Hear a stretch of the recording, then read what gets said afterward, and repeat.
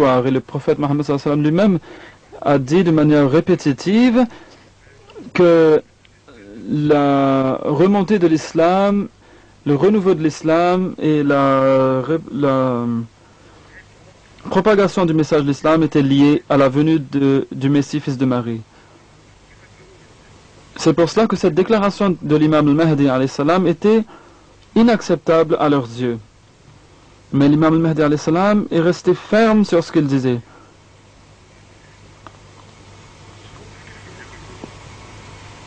Et ce qu'il dit en réponse au Mollah était la meilleure réponse qu'il aurait pu donner. Il dit que laissez mourir Aïssa, dit-il au ulama, car la vie de l'islam dépend sur sa mort. Tant qu'il reste vivant, l'islam ne reprendra jamais la vie. C'est comme une balance. Voilà une toute petite déclaration. Dans une petite phrase, l'imam al-Mahdi a dénoué tous leurs arguments, a détruit tous leurs arguments.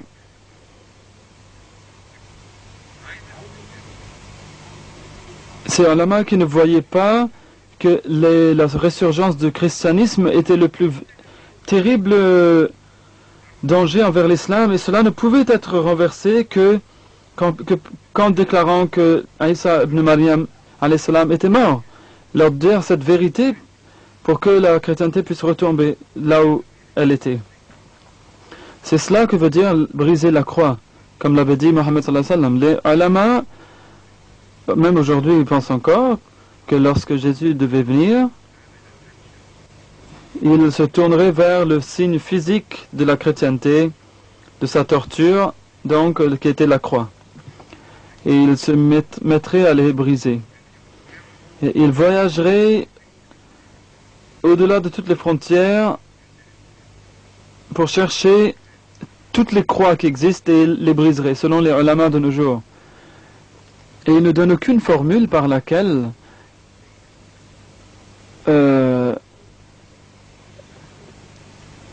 Jésus pourrait briser toutes les croix, alors que dès qu'il aurait cassé certaines croix ou brisé certaines croix, les chrétiens en feraient d'autres. Comment ferait-il pour les briser toutes?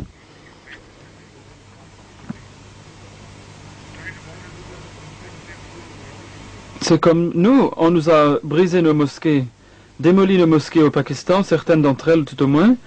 Nous avons continué d'en construire encore plus. Donc comment pouvez-vous briser le cœur des croix qui se trouvent, cette croix qui se trouve dans le cœur même des chrétiens? Ils en reconstruiraient d'autres beaucoup plus vite et en beaucoup plus grand nombre que celles qu'il aurait pu briser. S'ils en brisent une, ils en feront peut-être 100 par exemple.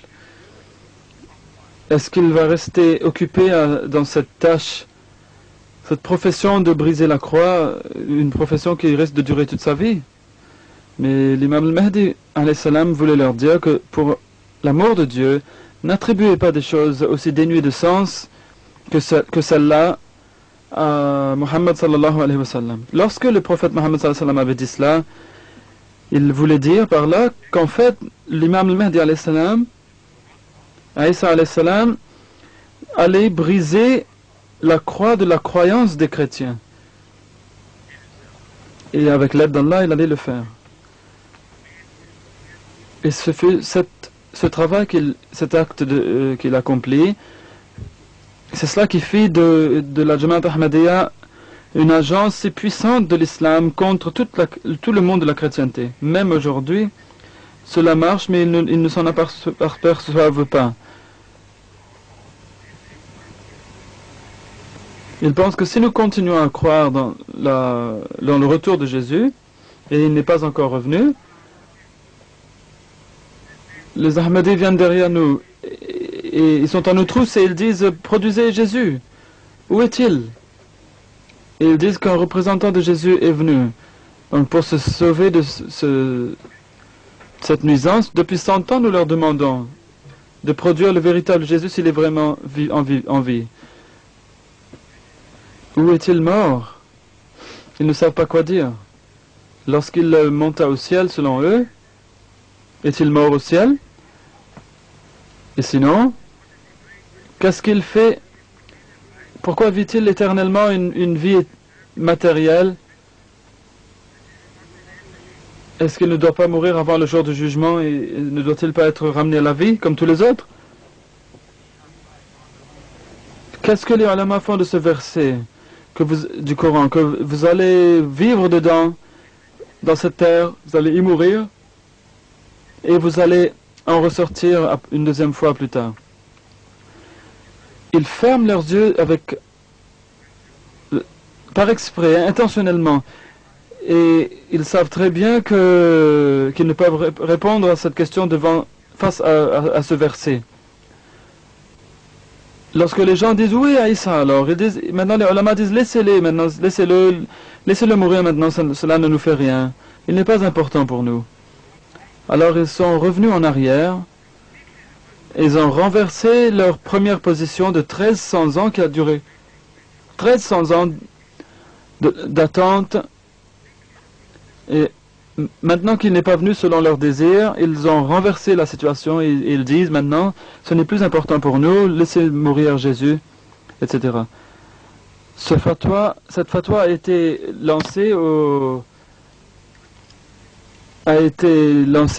Arabie Saoudite, où ils ont dit que ce n'est pas important à Isa.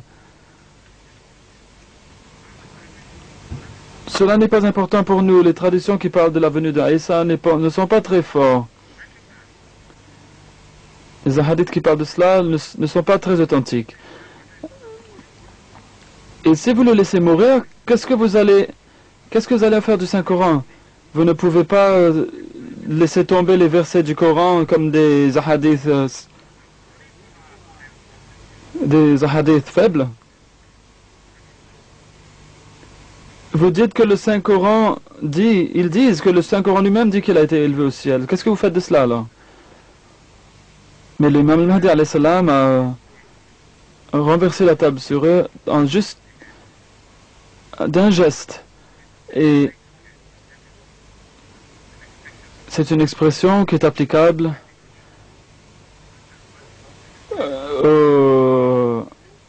à des shows de magie.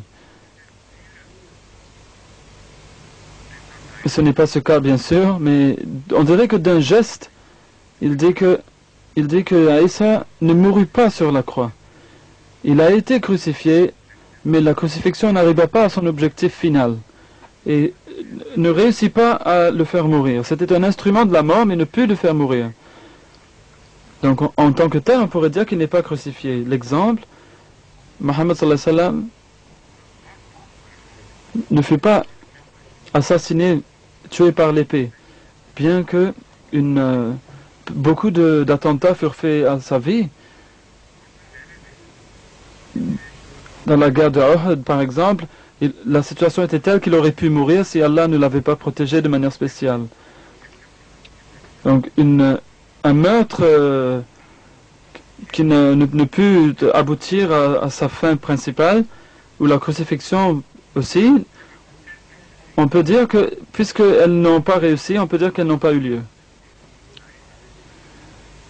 Donc l'imam Mahdi, pour revenir à ce qu'il avait dit, a dit que Aïssa a vécu sa vie et est mort naturellement.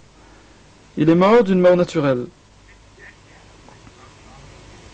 Donc ce Jésus qui a été prophétisé par Mohammed devait venir d'une façon métaphorique en tant que représentant de l'autre Jésus, dans ses attitudes, avec son même esprit de travail, en utilisant les mêmes façons de travailler dans le peuple. Il serait très similaire à Jésus-Christ dans sa nature. Donc voilà la controverse entre les ulama et l'imam al-Mahdi sur ce point. Maintenant, ces mêmes ulama disent que non, ce n'est plus important, Isa, que Jésus vive ou pas, cela ne fait aucune différence. On peut se défaire de ces hadiths, on peut tous les jeter à la poubelle. Et selon eux, le Saint-Coran, même certains versets seront faussés, mais ils s'en fichent. Attention, ne laissez pas les gens croire à Ghulam Ahmad comme étant le Messie qui était promis. Donc c'est ça le but en fait. Ce Helmi a une remarque à faire. Dès que je me souviens d'un fait, c'est que un des ulama de Damas avait écrit, il y a à peu près 50 ans de cela, que Isa est là-bas.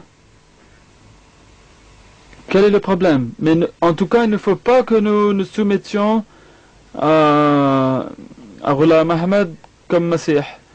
Donc les ulama sont prêts à tout jeter pour cela. Le calife dit qu'en fait, il donne une réponse à deux parties. Ils disent d'abord, laissons mourir Jésus. Ce n'est pas une affaire importante, un article important de notre foi.